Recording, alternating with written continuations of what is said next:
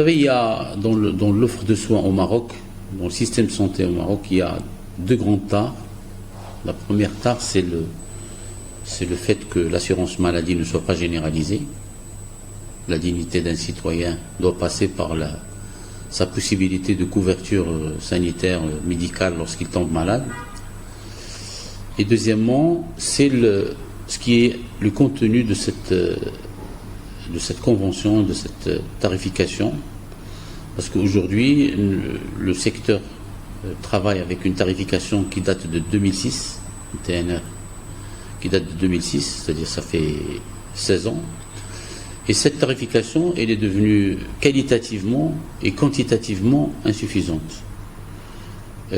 Quantitativement, parce que le niveau, la grille tarifaire est largement dépassé par le coût de soins actuellement. Ne serait-ce que l'inflation sur 16 ans, c'est du 20% ou 25%. Et deuxièmement, qualitativement, dans le panier de soins de cette tarification, et 50% pratiquement des soins n'y figurent pas. Tous les soins qui sont apparus après 2006 n'y figurent pas, sauf quelques exceptions qui ont été intégrées par le gestionnaire et l'assurance maladie. C'est dire qu'aujourd'hui, il devrait y avoir un double chantier, le chantier tel que avancé par Sa Majesté le roi Mohammed VI et le gouvernement, pour généraliser l'assurance maladie, mais aussi une refonte de cette tarification et de l'assurance maladie pour permettre quand même d'offrir aux citoyens marocains des traitements suffisants et efficaces.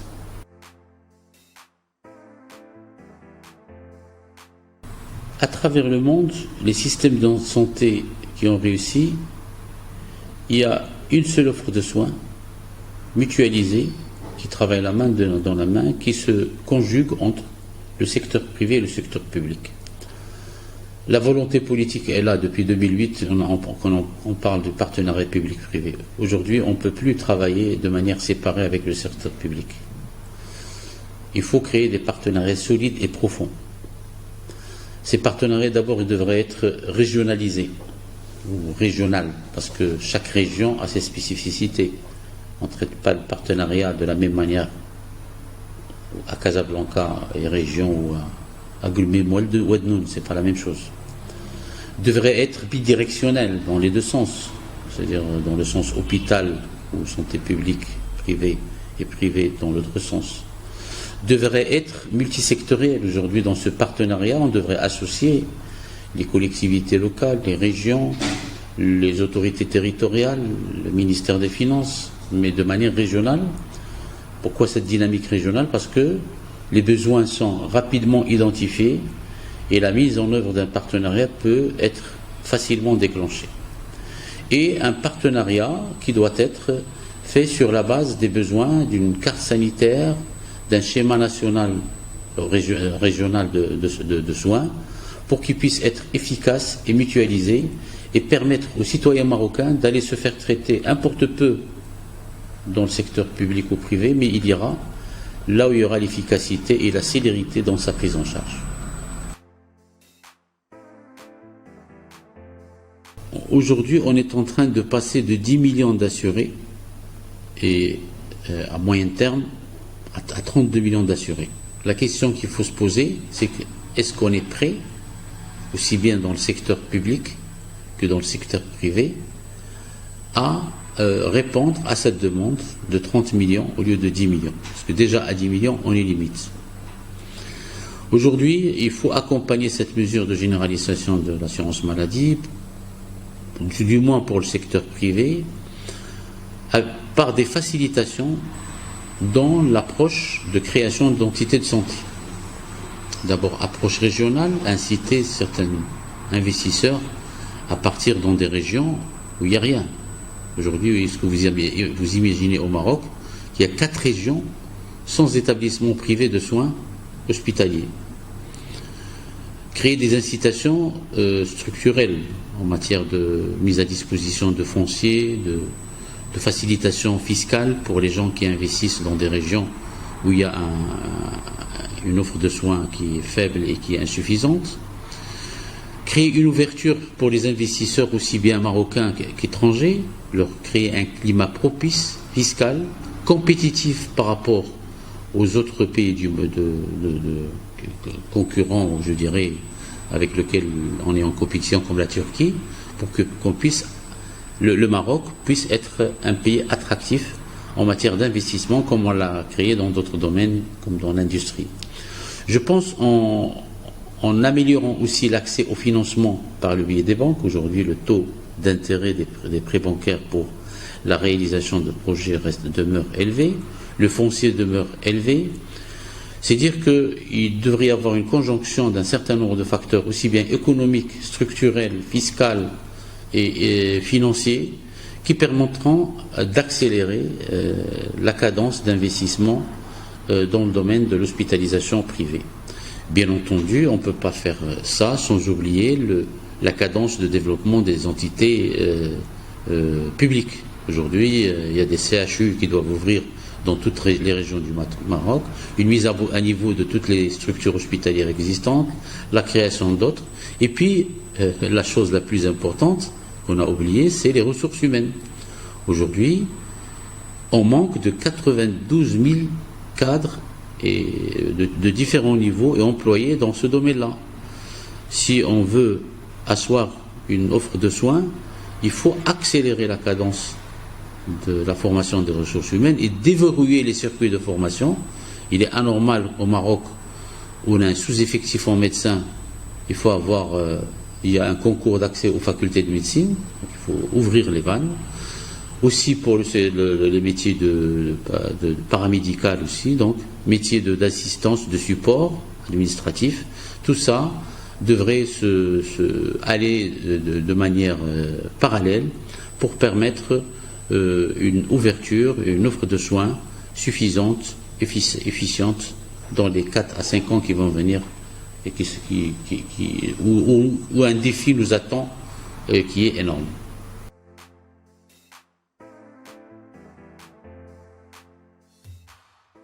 Aujourd'hui, 70% des installations de niveau respectable se trouvent dans l'axe Casa-Rabat, maintenant un peu Marrakech, Tanger, Fès, ça commence à bouger. Mais une très bonne partie de notre territoire reste très très très mal équipée. Aujourd'hui, il y a des villes de 600 000 habitants où il n'y a pas d'entité de soins privés. Comment inciter les gens à d'abord, il faut créer un environnement propice. Il faut inciter les médecins à s'installer là-bas, en créant des incitations économiques et fiscales.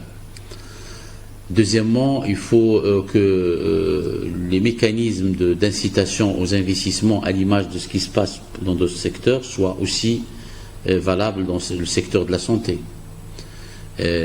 Troisièmement, il faut améliorer l'environnement. Aujourd'hui, une structure de santé ne se pose pas comme ça. Il faut des médecins, il faut des centres de transfusion, il faut des laboratoires, il faut des cabinets de radiologie. Donc améliorer un environnement qui permet et qui aide et qui va rassurer un peu les investisseurs pour aller dans ces régions-là et investir. Les choses changent, on voit quelques villes bouger, mais je pense que la dynamique régionale et la régionalisation que souhaite le Maroc et l'implication des régions, des villes et des autorités territoriales dans l'attractivité pour investir dans leur région, je pense qu'elle va payer, Inch'Allah, très, très, très prochainement.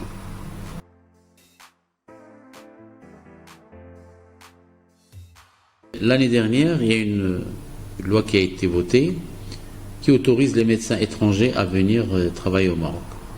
Bon, on n'est pas contre, du moment qu'ils répondent aux critères de qualité et de performance exigibles au Maroc.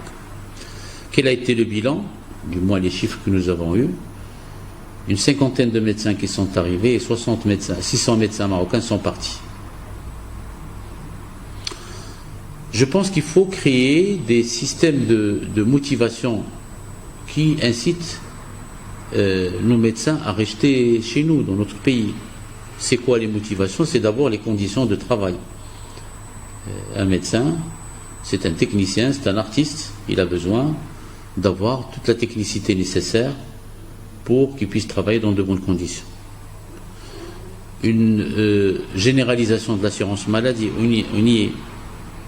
Une attractivité financière. Aujourd'hui, il faut que nos actes soient correctement rémunérés.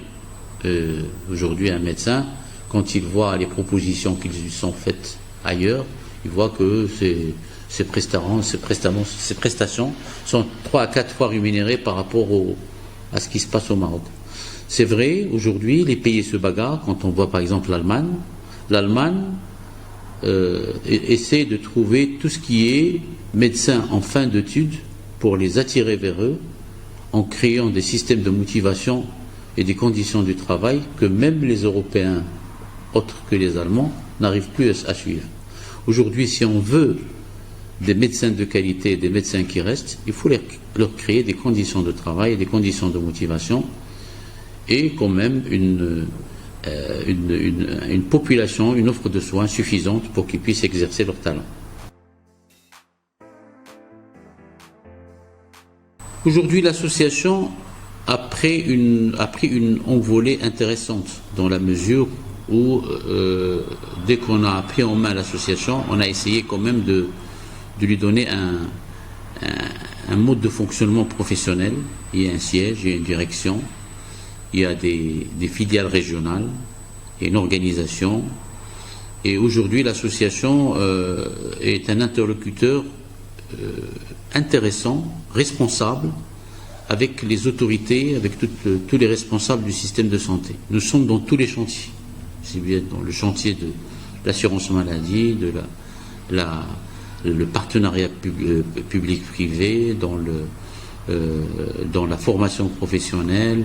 Je pense que l'ANCP est devenu un acteur incontournable et écouté par les autorités, aussi bien gouvernementales que sanitaires.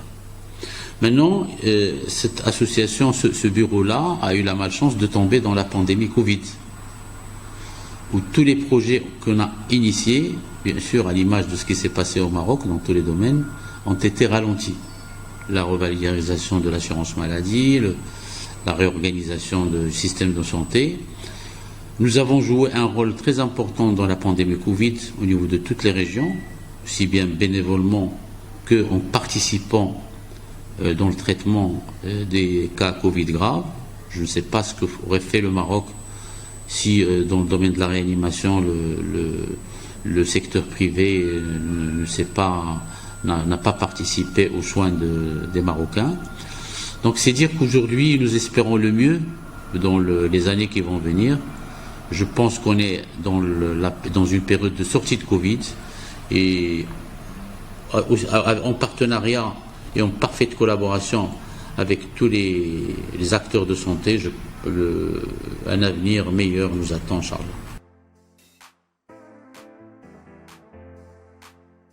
Bon, je pense que ces médecins, c'est des citoyens marocains.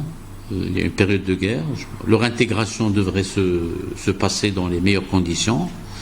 Aujourd'hui, au sein du ministère de l'Éducation nationale, il y a tout un département d'équivalence qui permet de juger un peu la qualité de la formation.